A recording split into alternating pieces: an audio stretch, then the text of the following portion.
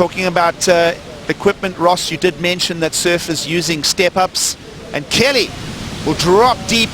He'll find himself in the top corner, and he'll mysteriously hang on. And now that one he won't. So good delivery from Kelly Slater, though. Deep drop. How is that, Ross? Over the edge. And in the meantime, we're talking equipment. Let's go down to Strider, because it is the day of step-ups.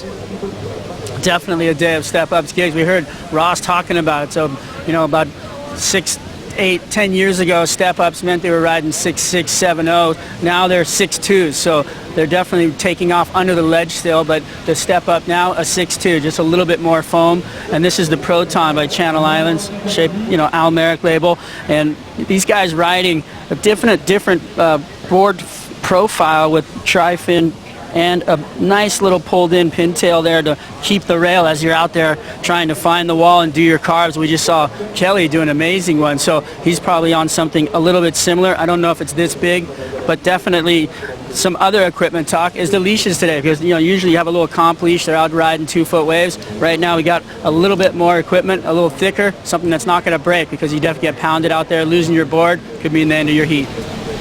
Thanks, Strider. Well, it is like a bag of golf clubs, right? You've got to pull out the right equipment for the right play. And, well, this is kind of a combination of long grass and a bunker here. So you want to wedge yourself out of this. But definitely, Ross, just talking surfboards, to keep adding to that, the equipment will all be a little bit more sleeked out, a little bit of meat for the paddle up front, but then very sleeked out tails, right? That's exactly right. So two different things you want to accomplish in one surfboard, and, you know, they're not exactly meant for surfing. One thing is for the extra foam is for paddling. You're dealing with all the water.